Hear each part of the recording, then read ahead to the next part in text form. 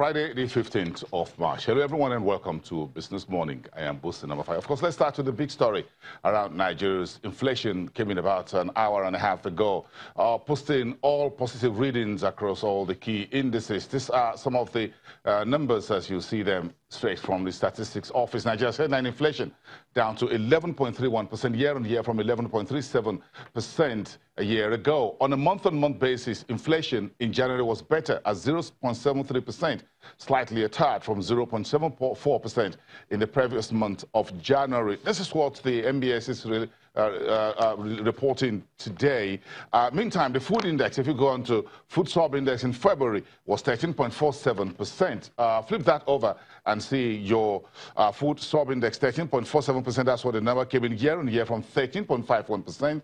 On a month-on-month basis, that's also slightly lower from 0.83% to 0.82%.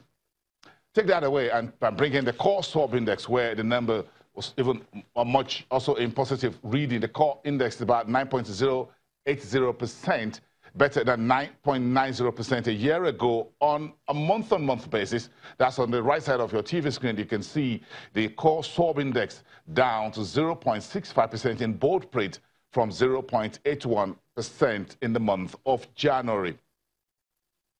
Okay, take a look at the Ogbeh index, where you track inflation in cities across Nigeria. That's 11.59%, bit lower than 11.66% in the same period, February of last year. That's a year on year on your left side. On the right side, you find your month on month, just about 0.01% lower, 0.76% in February against 0.77%.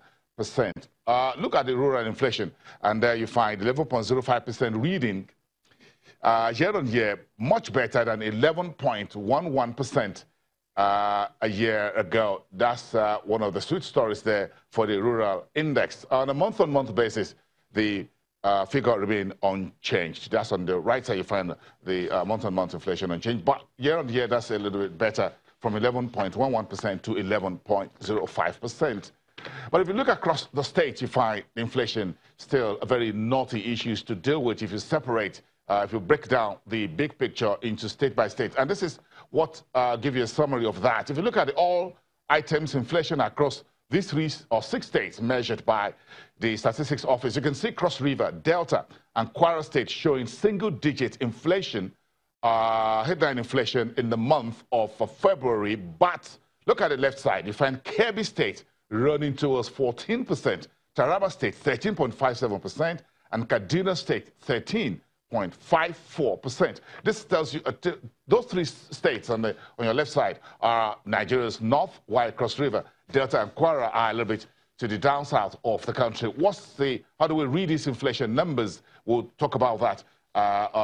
Find time to talk about that later, maybe today. Then again, you find the month-on-month inflation there. But flip that over, look at the food inflation, and that gives you a bit of a sense, which is coming to you next after this. Gives you a bit of a sense of where the inflation is. Look at Nasarawa, Taraba, and Abuja, the country's political capital. And that is will come just about a moment. You find Nasarawa State, you find 16.78% inflation, food inflation, year on year. Taraba State, 16.76%, and Abuja, 16.29%. If you look at Nasarawa and Taraba State, reposted the highest food inflation. That tells you a little bit about the problems you have in those regions. Flooding last year, and again, the effect of what are called deadly violence occurring in those regions. Then, if you look at Kogi State, Delta, and Abia State, you find the slowest rise in food inflation, 11.68%. Let's take that away, folks. Thank you. That's the correct one. Delta coming in at 11.51%, and Abia State at 10.81%. If you put them on side by side, you find that food inflation is still high across Nigeria at very strong double digit. Let's leave the inflation there. We'll talk about that a little bit later. Let's talk about Nigeria's Presidential Enabling Business Environment Council. The PEBEC is hitting the ground running in the new year, bearing the elections. Yesterday, the Presidential Enabling Business Council launched official public service feedback and complaints platform to support business climate reforms that started in 2016 under the Buhari's administration. According to the report presented yesterday, PEBEC says more than 140 reforms have been executed in the past 3 years, which increases Nigeria's distance to frontiers score by 11 basis points and raises Nigeria's doing business ranking by the World Bank 22 places. So how will PEBEC drill down in the new year? It says they will drive effective communication of all the completed reforms to key stakeholders, build support within and outside the MDAs, which are the transmission mechanism for the enabling business, improve monitoring, performance consistency. That's what Dr. Jubakoduwole and the rest of our team spoke about in Lagos yesterday. Nigeria is looking to rank among the global top 100 countries in the ease of doing business by the year 2020. That's just next year. And hope to be, or plan to be, among the top 50 performers by the year 2025. And this is the Union of Textile Garment and Tailoring Workers saying thank you to the central bank for the latest ban on foreign exchange or foreign currency sales to those who are doing textile imports. The union says that only 25 textile factories are still existing in Nigeria, and they are struggling at below 20% production capacity with less than 20,000 workforce. That sector had more than 1 million workforce decades ago. Let's talk about the grazing reserves and the conflict between farmers and herders. The Honorable Minister in charge of Agric, Ogbeh, says investors are now invited to build facilities or grazing reserves across the country, but the government will not go into any state that is not interested in building grazing reserves and will not collect anybody's land, according to media reports quoting the Honorable Minister in charge of Agriculture and Rural Development.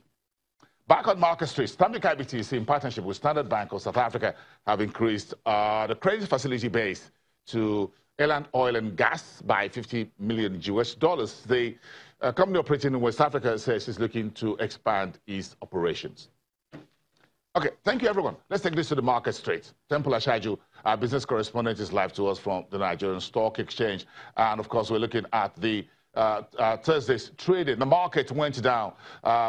Just tracking what you've seen since the week started largely. We're now down 1.60% since the year started. A very nasty year so far from the market. We erased those losses earlier.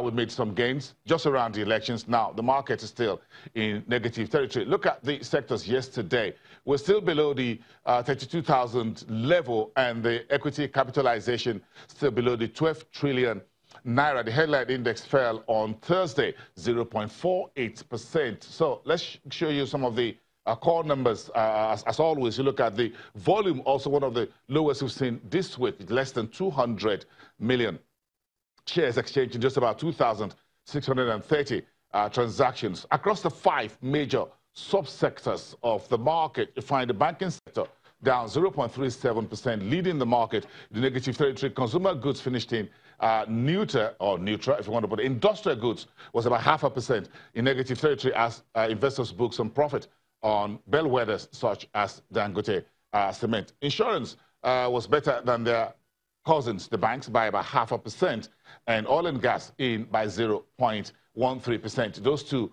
sectoral gains failed to lift the rest of the equity market space. But it was a very strong positive reading for the unlisted securities market. The USI was 0.82% in positive territory. That market, small as it were, is moving on. The USI reading 724.9.